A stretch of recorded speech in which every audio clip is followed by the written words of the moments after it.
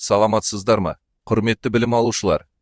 Бүгінгі кезекті дәрісіміздің тақырыбы Қазақстан Республикасы мемлекеттік органдарының конституциялық жүйесі. Бұл тақырыпта біз Қазақстан Республикасындағы мемлекеттік биліктің ұйымдастырылу негіздерін қарастырамыз. Мемлекеттік органдардың жүйесі, олардың құрылымы мен өзара әрекеттесуі Конституцияға сәйкес айқындалады. Дәріс барысында биліктің негізгі тармақтары заң шығарушы, атқарушы және сот билігінің қызметі. Сондай-ақ президенттің, конституциялық соттың және жергілікті өзі басқару органдарының орны мен рөлі түсіндіріледі. Осылайша, бүгінгі дәріс сіздердің мемлекеттік билік жүйесі туралы құқықтық түсінігіңізді кеңейтіп, конституциялық қағидалардың практикалық маңызын тереңірек ұғынуға көмектеседі. Дәріс мақсаты: халық билігі, заң үстемдігі, биліктің бөлінуі, демократиялық және зайырлы мемлекет қағидалары. Дәріс міндеттері: мемлекеттік билік ұғымы мен тармақтарын сипаттау. Президенті, парламенті, үкіметі және сот билігінің рөлін ашу. Конституциялық кеңестің және жергілікті өзі басқару органдарының қызметін түсіндіру. Биліктің бөліну қағидасының маңызын көрсету. Дәріс өзектілігі: Қазақстан Республикасының мемлекеттік органдарының конституциялық жүйесін білу құқықтық мемлекет құрудың, биліктің бөліну қағидасын түсінудің және азаматтардың саяси, құқықтық мәдениетін қалыптастырудың негізгі шарты. Дәріс жоспары. Бірінші сұрақ. Мемлекеттік биліктің мәні және оның тармақтарға бөліну қағидасы. Екінші сұрақ. Қазақстан Республикасындағы президент, парламент, үкімет және сот жүйесінің конституциялық орны. Үшінші сұрақ. Жергілікті мемлекеттік басқару мен өзі басқару органдарының жүйесі. Дәрістің бірінші сұрағы. Мемлекеттік билік деп аталады. Бұл қоғамды басқарудың ресми жүйесі. Ол арнайы аппарат арқылы жүзеге асырылады және мәжбүрлеу күшіне сүйенеді. Мемлекеттік билік қоғамды басқарудың ең жоғарғы нысаны.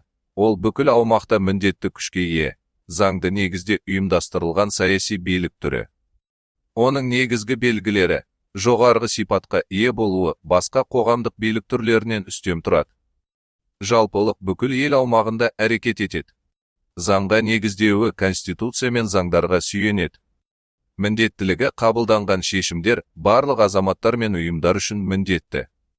Арнайы аппарат арқылы жүзеге асуы: президент, парламент, үкімет, соттар және басқа мемлекеттік органдар арқылы іске асырылады. Қысқаша айтқанда, мемлекеттік билік мемлекеттің қоғамды ұйымдастыруы мен басқаруының басты тетігі. Мемлекеттік биліктің негізгі сипаттары: жоғарғы билік болуы қоғамдағы өзге барлық билік түрлерінен отбасылық, қоғамдық ұйымдық, діни үстем тұрады. Жалпылық сипаты: мемлекеттің бүкіл аумағында және барлық азаматтарға қатысты міндетті түрде қолданылады. Заңдылыққа негізделуі: конституция мен заңдарға сүйенеді. Мемлекеттік биліктің әрбір шешімі құқықтық актілер түрінде рәсімделеді. Міндеттілігі: мемлекеттік органдар қабылдаған шешімдерді орындау барлық азаматтар мен ұйымдар үшін міндетті. Арнайы аппарат арқылы жүзеге асуы: билік кәсіби мемлекеттік органдар президент, парламент, үкімет, сот, жергілікті органдар арқылы жүзеге асырылады. Қоғамдық қатынастарды реттеушілік: мемлекеттік билік қоғамдағы тұрақтылықты қамтамасыз етіп, әлеуметтік тәртіпті сақтайды. Мәжбүрлеу тетігімен қамтамасыз етілуі: мемлекеттік билік қажет болған жағдайда құқық қорғау органдары арқылы мәжбүрлеу шараларын қолдана алады. Мемлекеттік билік тармақтары: биліктің бөліну қағидасына сәйкес заң шығарушы, атқарушы және сот билігі болып бөлінеді. Бұл қағида Қазақстан Республикасының Конституциясында бекітілген және билік тармақтарының өзара теңгерімін, тежемелік әрі тепе-теңдік жүйесін қамтамасыз етеді. Негізгі тармақтары: бірінші. Заң шығарушы билік парламентке тиесілі. 2 палатадан тұрады: мәжіліс пен сенат. Негізгі міндеті: заңдар қабылдау, мемлекеттік бюджетті бекіту, үкіметтің қызметіне бақылау жасау. Екінші. Атқарушы билік үкімет пен орталық атқарушы органдарға тиесілі. Елдің әлеуметтік экономикалық саясатын жүзеге асырады. Мемлекеттік бағдарламаларды орындайды, заңдардың орындалуын қамтамасыз етеді. Үшінші. Сот билігі тәуелсіз соттарға тиесілі. Конституция мен заңдардың үстемдігін қамтамасыз етеді. азаматтардың құқықтары мен бостандықтарын қорғауды жүзеге асырады. Сот төрелігін атқарады. Сонымен қатар, президент билік тармақтарының келісіп жұмыс істеуін қамтамасыз ететін жоғары лауазымды тұлға, Конституциялық сот заңдардың Конституцияға сәйкестігін қадағалайтын орган.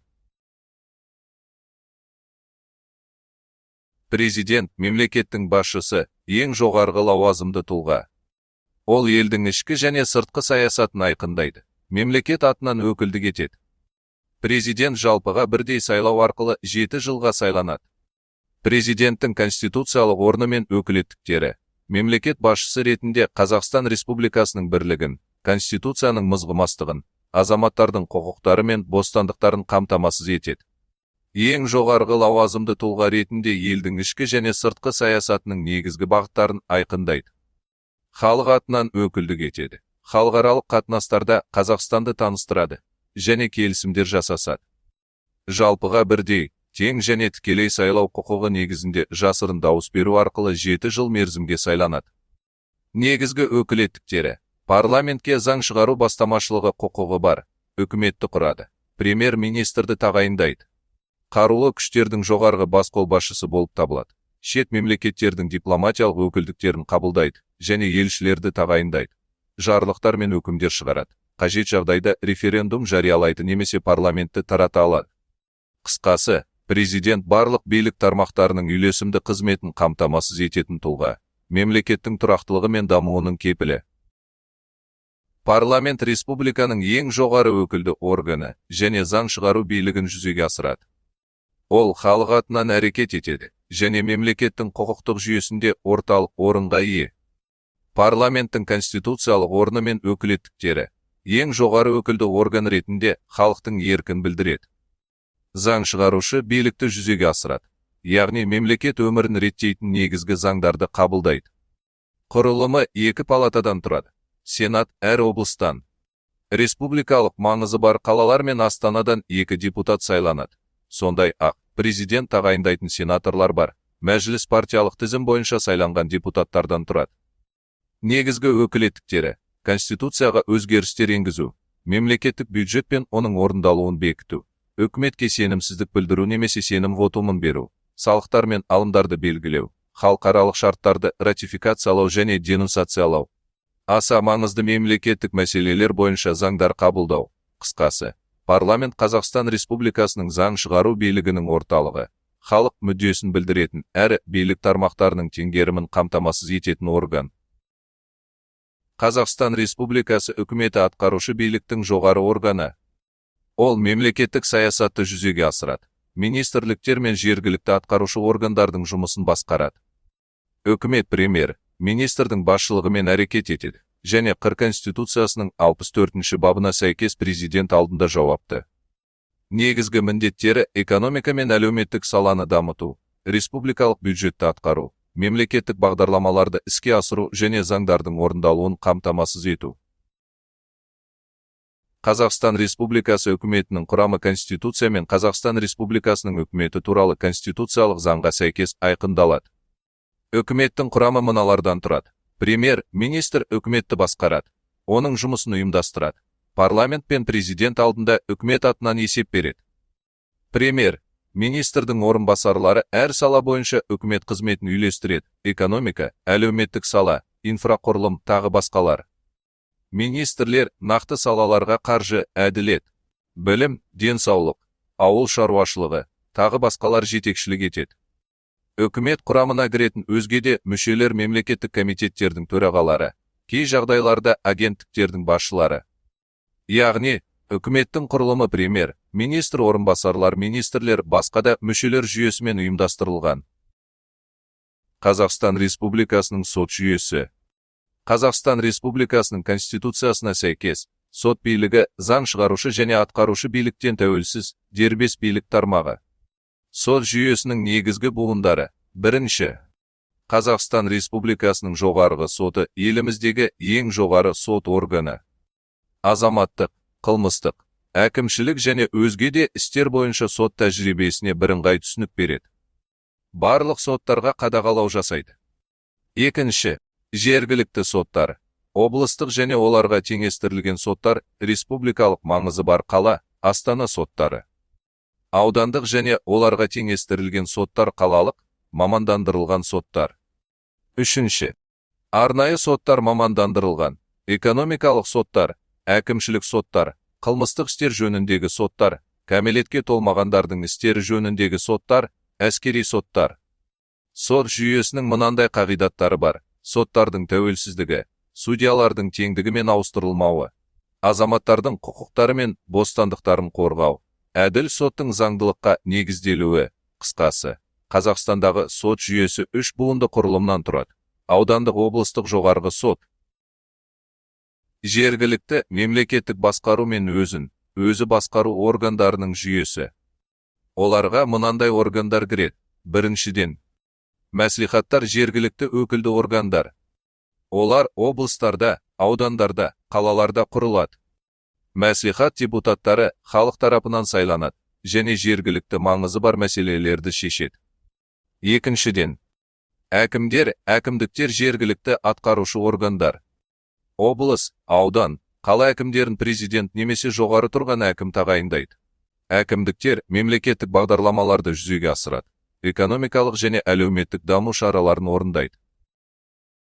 Жергілікті мемлекеттік басқару белгілі бір аймақта мемлекеттік саясатты іске асыруға, заңдардың орындалуын қамтамасыз етуге бағытталған билік жүйесі. Олардың негізгі органдары: бірінші, әкімдер.